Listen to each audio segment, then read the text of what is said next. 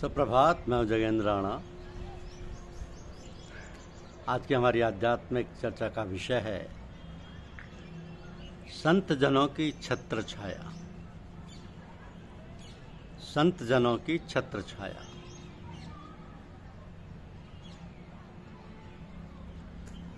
आपने पथिक जी महाराज का नाम सुना होगा, सुना है, और आप इसे रोज गाते हैं, सुनते हैं। ये प्रार्थना और भजन जो हम नित्य गाते हैं, गुरुदेव तुम्हारी जय होवे, भगवान तुम्हारी जय होवे, हे नाथ अब तो ऐसी दया हो, जीवन निरर्थक जानने ना हो पाए।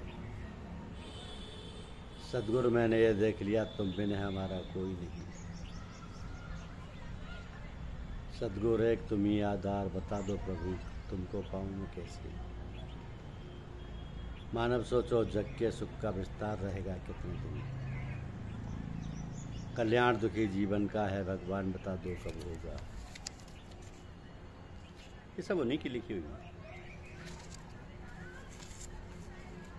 ऐसे अनेक भजन और प्रार्थना पथिक जी महाराज ने लिखी। उन्होंने अनेक पुस्तकें लिखी जिनमें एक है अतिक भावुकता से सावधान।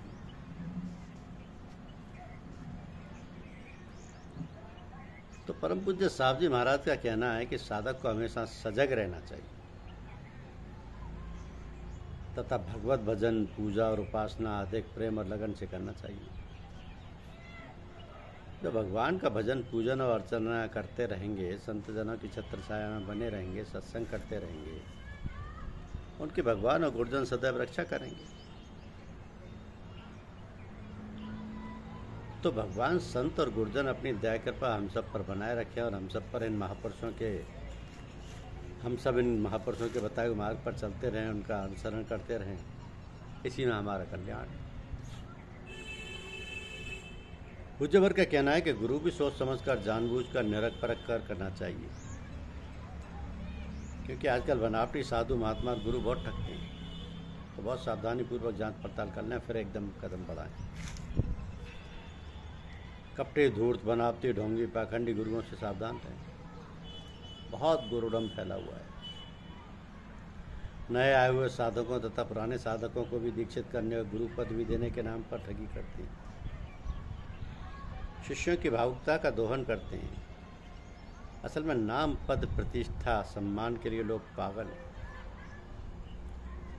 साधक या सेवक कोई बनना नहीं चाहता। सब स्वामी, गुरु, मठाधीश, आचार्य, महामंडलेश्वर, परमहंस, जगत गुरु बनना चाहते हैं। तो वास्तविकता तो यह है कि प्रभु की भक्ति और प्रेम किसी को नहीं चाहिए। सबको पद, प्रतिष्ठा चाहिए। सच्चे जिज्ञासु तो बहुत कम है। पूज्य गुरुदेव कहते हैं कि हम बुजुर्गों की याद नहीं करते, लेकिन बुजुर्ग हर वक्त हमारी देखरेख करते हैं। एक बार हमने सोचा कि एक हमारे मित्र हैं, उनको हम परमहंस की उपाधि दे दें। देखो, सोचा तो हमने, पर ऊपर से मना हो गया। बुजुर्गों ने उपाधि देने को मना कर दी। कुछ दिन बाद फिर हमने सोचा, फिर से मना हो गया। तो फिर हमने गौर से देखा कि जिसको हम उपाधि दे रहे हैं वाकई वह इस काबिल है नहीं।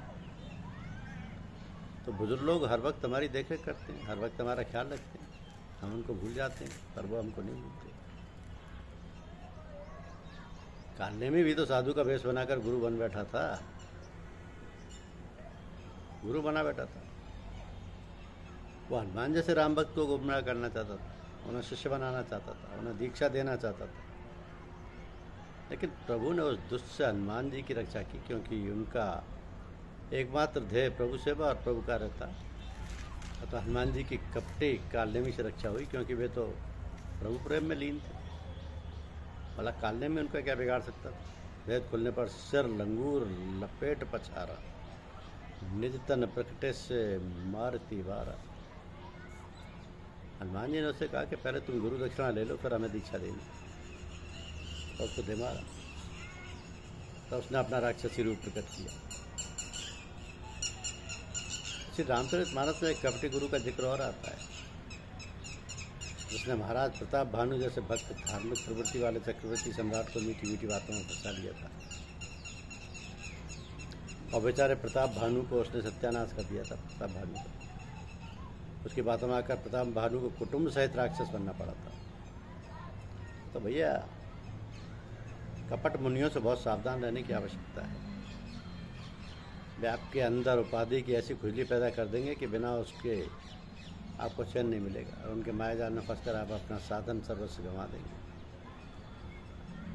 क्या आए थे हरिभजन को होटल लगे के पास, आए थे सत्संग करने, पूजा सीखने, ध्यान करने, साधक बनने, प्रभु प्रेमी बनने, पर असली देह को भूलकर राजनीति, छल कपट, दम, अहंकार, ईर्ष्या, देश, जातिवाद, क्षेत्रवाद के झंझटों में फंस गए और राम नाम भूल गए।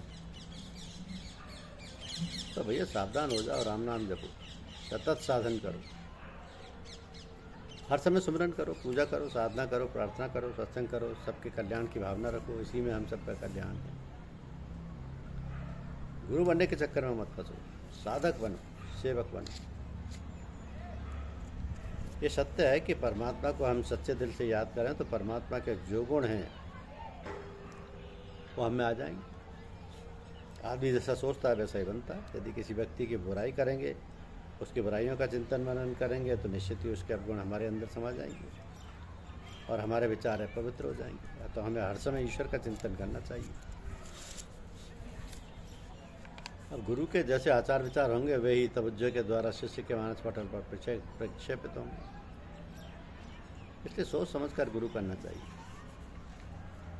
गुरु कीजिए जान, पानी पीजिए छान। लेकिन हम कैसे परखें? हमारे पास परखने का मापदंड क्या है? जब चाह सच्ची होती है तो फिर प्रभु ही राह बता देते हैं, सच्चे सदगुरु से मिला देते हैं और तब सदगुरु मिले जाहि जिन संशय भ्रम सुनता। तो हमारे कुछ भाई ऐसे हैं जो गुरुदेव के धन को दबाए बैठे, गाड़े बैठे। संभवत है वो धन को पोटे बांधकर ऊपर ले जाएंगे। उनका निश्चित ही यह लोक और परलोक दोनों बिगड़ जाएंगे, क्योंकि हरे गुरु धन शर्म न करे, सो सिस घोर नरक में ऊपर आई। तो भैया गुरुदेव के धन को तो परमार्थ में लगा दो, गुरुदेव की समाधि मंदिर निर्माण कार्य में लगा दो, अन्यथा गुरुदेव के कृपा पात्र शिष्य बनने का दम्भ क्यों भर रहे हो? क्या हो गया आपके विचारों में? सोचो, मनन करो, प्रभु से प्रार्थना करो, प्रायश्चित करो, माफ़ी मांगो, रो, गिड़गड़ाओ तो ईश्वर निश्चित ही आपको माफ़ कर देगा। आप जानते हैं कि गुरुदेव के अपमान को ईश्वर बर्दाश्त नहीं करता। गुरुदेव का अपमान करने पर काकभूषण जी को शंकर भगवान का कोप भाजन बनना पड़ा था और सर्प योनि भोगनी पड़ी थी। यद्यपि उनके गुरुजी बड़े दयालु, कृपालु, सुशील थे। उन्होंने काकभूषण जी के शाप को क्षमा करने हेतु भगवान शंकर से विनम्र प्रार्थना की। तब शंकर भगवान ने गुरुदेव की प्रार्थना से प्रसन्न होकर काकभूषण के शाप को हल्का कर दिया था। कबीर साहब ने सत्य ही कहा है कि कबीरा हरि के रूठते, गुरु की शरणै जाए। जो कबीर गुरु रूठते, हरि नहीं होत सहाय। वास्तव में गुरु कितने दयालु होते हैं, उदार मना होते हैं। वे अपने भक्तों का अहित नहीं देख सकते, वे शिष्य की भलाई का ही प्रयत्न करते हैं। अतः गुरुदेव सत्य प्रकाश स्वरूप परम पूज्य साहब जी महाराज को मजबूती से पकड़े रखो। इसी में हम सबका कल्याण।